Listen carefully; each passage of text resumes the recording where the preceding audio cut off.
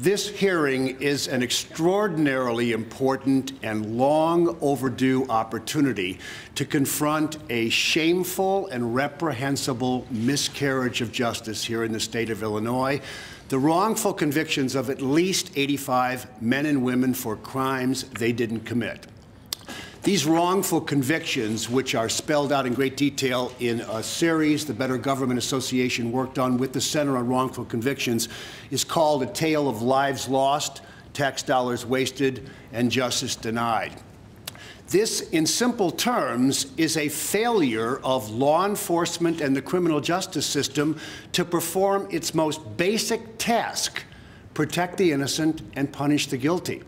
In this case, the system got it backwards. It got it wrong, and a lot of people have suffered. These wrongful convictions will cost Illinois taxpayers between $200 and $300 million by the time all is said and done. These wrongful convictions put innocent men and women in jail for more than 900 years. Let me repeat, 900 years for crimes they didn't commit. These wrongful convictions allowed the real perpetrators to roam the streets free and commit scores of additional violent crimes because they were free and the wrong people were in jail. The most shocking statistic of all, in my opinion, is that in 81 of these 85 cases, that's 95%, errors, mistakes, and misconduct by police officers, forensic experts, and prosecutors contributed to those wrongful convictions. In other words, the men and women we train, swear in, and pay to protect the innocent and punish the guilty got it backwards. They perpetrated this miscarriage of justice. Now, we can't get... Sorry, that's okay. Just a final thought. We cannot get those tax dollars back. We can't give those people their lives back. We can't erase the 900 years they spent in prison.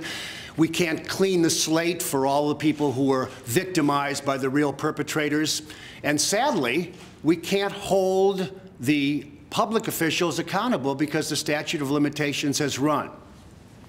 But the purpose of this hearing, and why we're thrilled to be here today, even in these untoward circumstances, is to start the ball rolling toward the passage of a series of reforms that will minimize the likelihood of this ever happening again. We can't undo or erase the past. We can improve the future. We can do what a lot of other states have done, which is to take a series of relatively simple but important reform steps to protect people from wrongful convictions, and that's what we hope this hearing today starts toward that end. Let's make this the first day toward a reform of a criminal justice and law enforcement system that does what it's supposed to do. Let's protect the innocent. Let's punish the guilty. Let's stop wasting tax dollars, ruining lives, and letting people perpetrate these miscarriages of justice without accountability. The vast majority of non-murder cases in which there have been wrongful convictions in this state and throughout the nation have resulted from erroneous eyewitness identification testimony. Now, many of these exonerations have resulted from DNA evidence. They've been sexual assault cases. Sexual assault is a relatively small fraction, accounts for a relatively small fraction of the number of people in prison. There are 10 times as many people in prison for armed robbery, and those cases are equally reliant on eyewitness identification testimony. So we can take whatever number we have of people who have been exonerated in sexual assault cases in which the convictions have stemmed from erroneous eyewitness identification, and we can multiply that by 10, and we can assume that we've got that many people in prison for crimes that they didn't commit based on faulty eyewitness identification testimony. The final factor, and this is the one that is the hardest for most people to comprehend, and that is false confessions. Chicago is the false confession capital of the world. Here in Cook County, we have documented a total of 69 wrongful convictions And of those, 22, or more than 30%, involved false confessions of the defendants themselves. Those confessions also implicated another 15 persons who did not confess but were charged or convicted on the basis of those confessions. These are some of the problems that we want the Illinois legislature to address and that we'll be arguing in favor of today. I thank you very much for coming. And we'll take questions afterwards. We're going to hear from a couple of victims. I just want to add one thing that I failed to mention the first time around because it's really important. We are not pointing fingers of blame at individual prosecutors, individual law enforcement officers, or individual forensic experts. This is not a witch hunt. This is not about vilifying prosecutor A or cop B.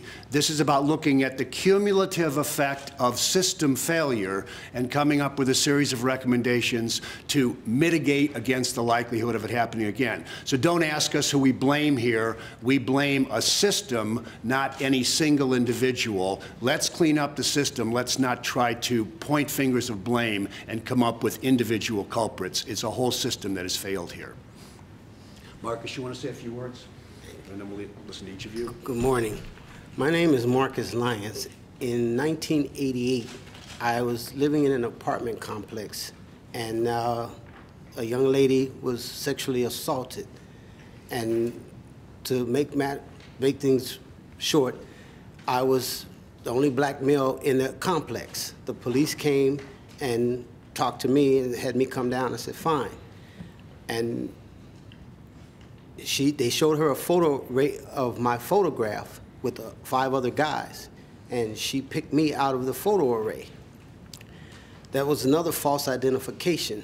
Her identification led to my conviction, my arrest, conviction, and imprisonment. I did 3 years for a rape that I didn't commit. When I got out of prison, I asked my appellate attorney, what happened?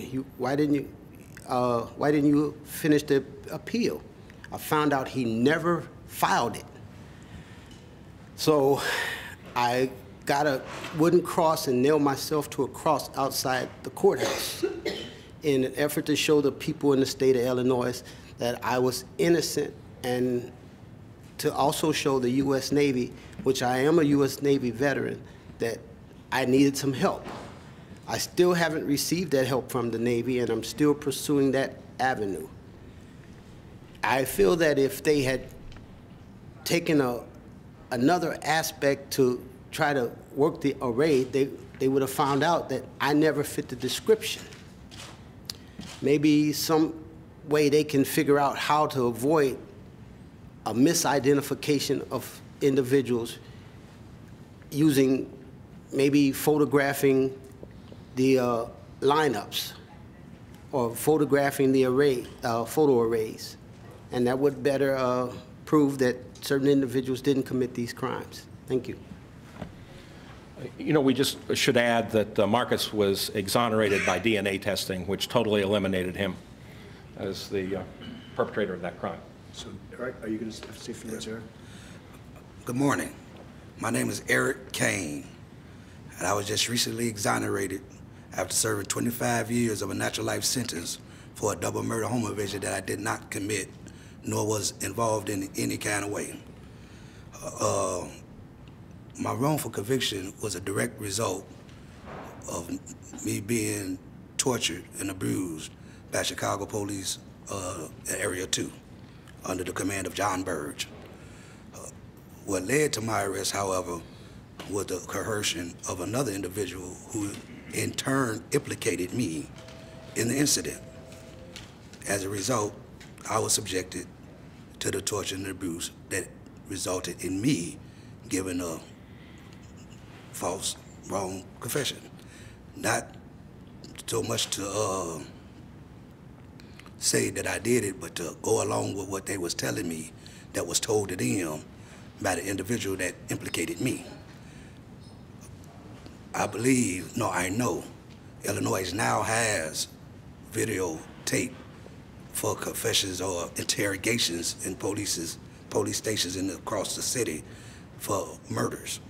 However, and I believe if that was the case when I was interrogated, not only would I have not been convicted, I don't even believe that I would have been charged, because the only evidence that linked me to the incident was those confessions. The confession of the individual that implicated me and the confession that was coerced from me. No other evidence linked me to the crime. In fact, the evidence that they did have actually exonerated me, meaning fingerprints, footwear impressions, and things of that nature. My ordeal was terrible, to say the least. Like Mr. Shaw say, I'm not bitter. I don't want to go no witch hunt. I'm not out to persecute or blame. No, that's not true. I do blame. However, it's the system that did it to me. At first, I was upset with the jury, that the jury did not believe me. But because the way the system was structured, I don't think they had much of a choice not to believe me, because there was no way to show them, other than the medical records that I had that documented my injury, what have happened to me. Because I'm a black man, a dark black man at that, bruises didn't show up on me. So the techniques that they used wasn't visually shown. So only way I could have proved what was done to me would have been the medical records that I was not allowed to present to the jury. And I believe if they'd had video taping of interrogations at that time, that wouldn't have never happened to me. I wouldn't be here speaking to y'all now about my trauma that I'm still, at this very day, trying to overcome. And thank you for this opportunity. I appreciate it. Good morning. My name is Alan Beeman. I served 13 years in prison for a murder I did not commit. In 1993, my ex-girlfriend, who was a student at Illinois State University, was murdered. It was a very high-profile case. The college campus that the murder occurred on suffered a great deal of unrest because of this. And prosecutors and police were confounded to come up with evidence that directed them to any particular suspect. In a no evidence case, under the pressure of political intrigue and the desire to have the fear in the community subside, prosecutors, it's my belief, rushed to judgment, attempted to manufacture a case and make the evidence fit their theory. They possessed evidence, and the police department also possessed evidence, which would have resulted in a not guilty verdict at my trial. However, they chose to withhold this information and prevent defense counsel from having the ammunition to show that I could not have committed the crime. It is my belief that while there have been an array of different tactics that have been used by prosecutors and police to manipulate the system and force a square peg into a round hole, ultimately, we can try to fix each and every one of those little problems, and we should. However, we also really need to change our culture. We're in a culture where conviction rates are highly politicized, where a prosecutor's effectiveness seems to be judged by him needing to win every single case that he presents, where a police department's effectiveness seems to be judged by having to arrest somebody for every single crime that occurs, and this is just simply not reasonable. This is what I think is the predominant cause of wrongful convictions, is this attitude. And I believe that in a state where 6% of the people that we put on death row over the last 30 years were innocent, and while we've outlawed that death penalty, that 6% statistic should teach us something about wrongful convictions. If we will apply our most serious penalty to innocent people 6% of the time, then how often will we do it in cases where we're not planning on executing a convicted person? Illinois has, I don't know, 30,000 people in prison. I don't know the exact number, but what's 6% of that? And when we look at wrongful convictions and say they're isolated incidents, we're lying to ourselves. It's an epidemic, and it's a direct result of the cultural attitude towards crime, the fear of crime, the desire to force public officials to solve crime. It's an unfair standard. Prosecutors trying to get that 100% golden conviction rate are going to fail. They're going to have human impulses to try to force things to fit the way they need them to be. And if we're really putting 6% of the people that we try innocent in prison, then perhaps those conviction rates need to be reanalyzed based on those percentages. Perhaps it is better for a prosecutor to have a 92% conviction rate than a 97% conviction rate. Perhaps it is better for us to live in a culture where police can openly say to the public, we just don't have the evidence to solve this crime right now. Perhaps it is better for us to live in a culture where prosecutors can say, we believe the police have done a very good job investigating this case. However, we do not believe they've presented us with a suspect that is valid and that can be convicted rationally. So it is my hope that in our system of checks and balances that the Illinois Senate will find a way to preserve those checks and balances and enforce them where prosecutors are concerned and where public opinion seems to be pushing prosecutors to violate the law. Thank you.